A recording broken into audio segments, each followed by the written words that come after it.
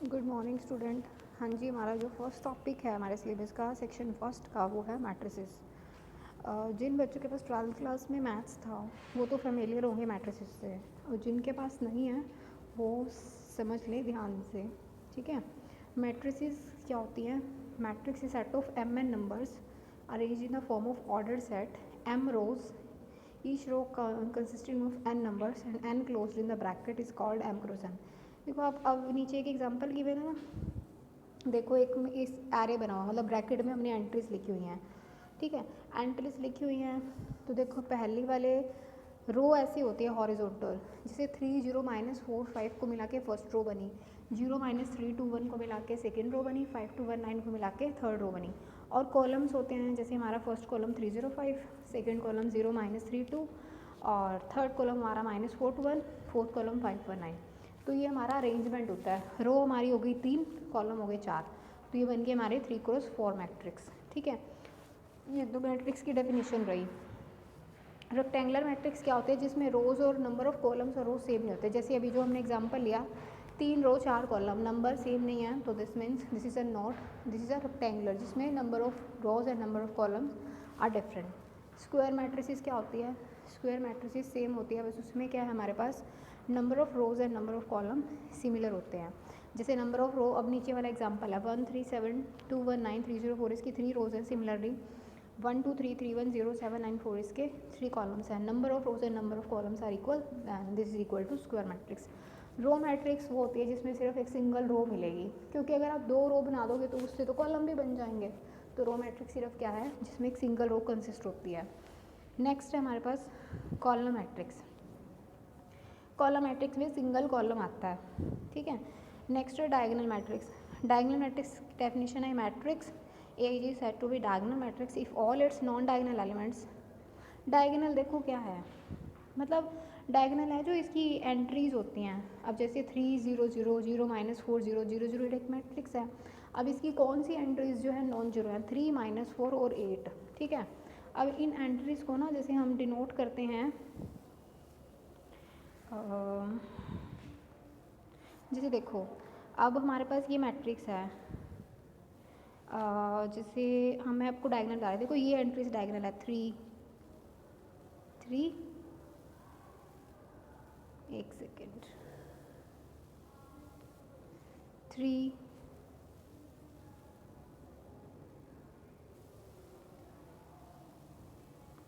देखो एक सेकेंड, 3 -4 और 8, ये हमारी क्या है?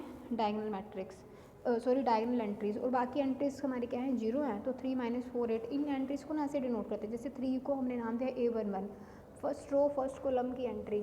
0 है जो इसके साथ 3 के राइट हैंड साइड में पड़ा है वो A12, फिर A13 8 3 2 1 2 2 2 3 3 1 3 2 3 3। डायगोनल मैट्रिक्स की डायगोनल एंट्रीज नॉन जीरो होती है, बाकी सारी एंट्रीज हमारे जीरो होती हैं। नेक्स्ट है हमारे पास स्केलर। स्केलर मैट्रिक्स में जो डायगोनल एंट्रीज होती है वो सिमिलर होती हैं। डायगोनल मैट्रिक्स को स्केलर बोलते हैं। बाकी सारी एंट्रीज जीरो, जो डायगोनल पे एलिमेंट है वो सेम रहेंगे। जैसे 2 है तो 2 रहेगा सारे डायगोनल्स पे, डायगोनल थे। नेक्स्ट है हमारे पास unit. Unit matrix identity matrix भी बोलते हैं, जिसमें सारे के सारे क्या होते हैं? डायगोनल एलिमेंट 1 होते हैं या यूनिटी होते हैं। नेक्स्ट डेफिनेशन हमारे पास ट्राइंगुलर। ट्राइंगुलर होती है जहाँ तो हमारे पास डायगोनल से अबव एंट्रीज नॉन जीरो होती हैं या डायगोनल से बिलो एंट्रीज नॉन जीरो होती हैं, ठीक है। अब जो 2 5 -3 0 1 -4 0 0 6 2 1 6 डायगोनल है इसका, तो 2 1 6 से बिलो एंट्री जीरो तो अपर ट्रायंगुलर बन गई। और नेक्स्ट में 1 -6 4 6 डायगोनल पढ़े हैं, उससे अबव एंट्री जीरो तो ये लोअर डायगोनल बन गई, ठीक है। ट्रायंगुलर सॉरी, अपर ट्रायंगुलर ये है, अपर वाली अगर नॉन जीरो रहे, सॉरी ऊपर दोनों ही लोअर के एग्जाम्पल है, क्योंकि डायगोनल से लोअर जो है एलिमेंट ऑफ डायगोनल एलिमेंट्स वो नॉन जीरो है तो lower triangular. Upper triangular diagonal के ऊपर वाली नॉन जीरो और डायगोनल पे भी है वो भी नॉन जीरो, तो अपर ट्रायंगुलर। सिंगुलर मैट्रिक्स का डिटर्मिनेंट कैसे सॉल्व करते हैं? देखो जैसे 2 3 4 6 है ना, तो ये आपका जाएगा आई थिंक ऐसे, देखो 6 × 2 12 -4 × 3 6 दूनी 12, 6 × 2 -4 × 3 this is equal to 12 minus 12, this is equal to 0। जिस मैट्रिक्स का डिटर्मिनेंट 0 आ जाए वो मैट्रिक्स हमारी सिंगुलर बन जाएगी। अब देखो जैसे नेक्स्ट मैट्रिक है, इस मैट्रिक्स में देखो, इसमें करोगे आप 3 into 4 minus 2 into 5, this is equal to 12 minus 10 and this is equal to 2। तो ये नॉन जीरो है तो हमारी क्या बन गई, नॉन सिंगुलर बन गई। नेक्स्ट है ट्रांसपोज ऑफ मैट्रिक्स। ट्रांसपोज कैसे लेना है, जो रोज हैं वो कॉलम बन जाएंगे। जैसे देखो यही मैट्रिक्स है, मैं इस वाली मैट्रिक्स का ट्रांसपोज लेके दिखाती हूँ आपको।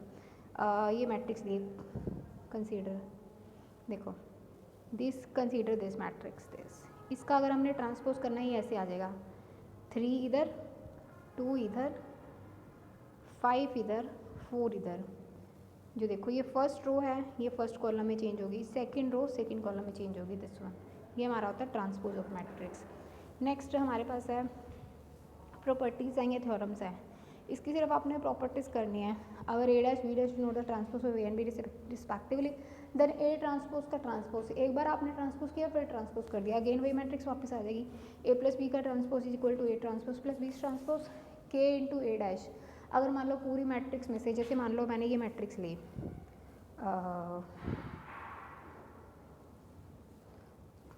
2 4 6 8, अब इसमें से पूरे में से 2 कॉमन आ गया, ये बन गई 1 2 3 4, ठीक है।